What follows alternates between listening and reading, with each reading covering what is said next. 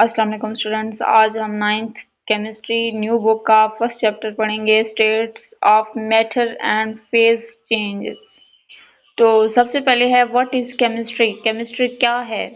Chemistry is a science which deals with the properties, composition and the structure of substance.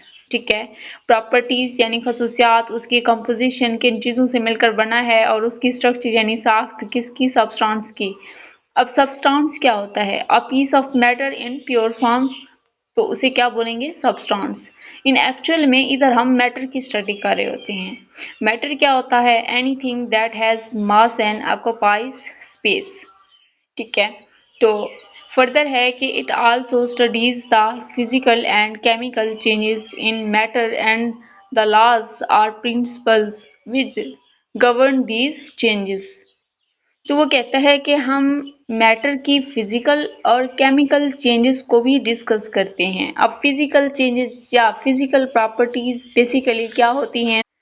Physical properties के अंदर हम physical state of the substance को discuss करते हैं, like colour, smell, taste, hardness, shape of crystal, solubility, melting और boiling points को discuss करते हैं। अगर मैं एग्जांपल दूं, हमारे पास वाटर है या फिर आइस है। ठीक है, आइस को अगर हम हीट करेंगे, ठीक है, तो वो मेल्ट होगी किसके अंदर? वाटर के अंदर। अगर हम वाटर को फर्दर हीट करेंगे तो वो बॉयल होके स्टीम बना देगी। स्टीम कहते हैं भाप को। इस सारे प्रोसेस के अंदर क्या हुआ है कि वाटर की जो फिजिकल स्टेट थी वो तो चेंज हुई है, लेकिन उसकी केमिकल कंपोजिशन चेंज नहीं हुई। तो इसी चीज को हम नाम देते हैं फिजिकल चेंज।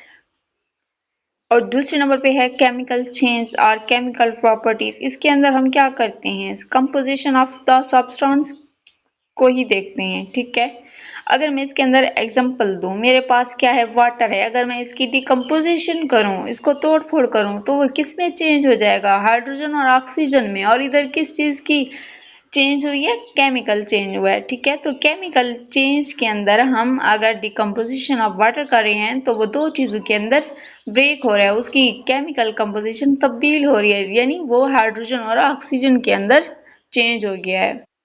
और इसी प्रोसेस के अंदर यानी फिजिकल और केमिकल चेंजेस के अंदर हम एनर्जी को ही इन्वॉल्व करते हैं। ठीक है, एनर्जी की इन्वॉल्वमेंट भी होती है।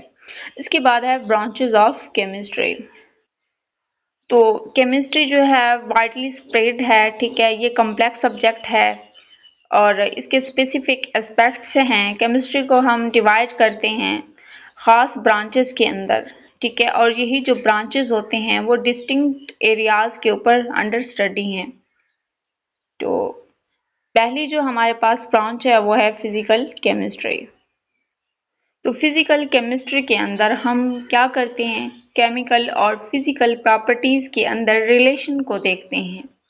हम पहले डिस्कस कर चुके हैं कि हमारे पास केमिकल प्रॉपर्टीज क्या होती हैं और फिजिकल प्रॉपर्टीज क्या होती हैं। इन दोनों का रिलेशन देखने के लिए हम फिजिकल केमिस्ट्री की स्टडी करते हैं और हम इसको इंडस्ट्रियल स्केल के ऊपर भी स्टडी करते हैं। इसके बाद है इनऑर्गेनिक केमिस्ट्री।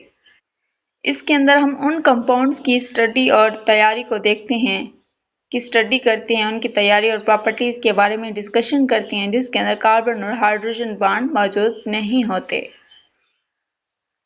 तो इनऑर्गेनिक कंपाउंड जो होते हैं वो कंपोज्ड होते हैं मेटल, नॉन मेटल और एसिड, बेस और साल्ट्स के मिक्सचर्स के ऊपर। इनऑर्गेनिक कंपाउंड जो होते हैं मोस्टली हम यूज़ करते हैं फ्यूल्स के अंदर, मेडिसिन्स के अंदर। ठीक है, कैटलिस्ट जो किसी भी रिएक्शन को स्पीड अप करने के लिए इस्तेमाल होते हैं। इसके अलावा पिगमेंट्स और सर्फेक्टेंट यानी साबुन, डिटर्जेंट्स की तैयारी के लिए, कोटिंग यानी मेटल की कोटिंग करते हैं उसको जंग से बचाने के लिए, यानी पेंट का इस्तेमाल करते हैं। ठीक है, इसके अलावा और भी बहुत सारी चीज़ें हैं जिसके अंदर इनऑर्गेनिक केमिस्ट्री यूज़ होती है।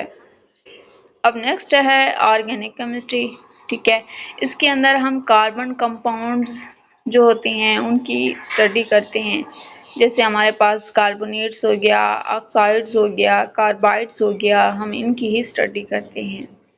ठीक है, इसी ब्रांच के अंदर हम स्टडी करते हैं structure, formation, properties, composition and reactions of carbon containing compounds. ठीक है, ऐसे कंपाउंड जिनके अंदर कार्बन मौजूद होगी, हम उसी की ही सिर्फ स्ट्रक्चर को देखेंगे, फॉर्मेशन को देखेंगे, प्रॉपर्टीज और उनकी कंपोजिशन और उनके रिएक्शंस को देखेंगे। ऑर्गेनिक कंपाउंड जो होते हैं लाइफ फॉर्म्स ऑफ लाइफ में होते हैं, ठीक है, ये बहुत ही एसेंशियल होते हैं लाइफ के लिए।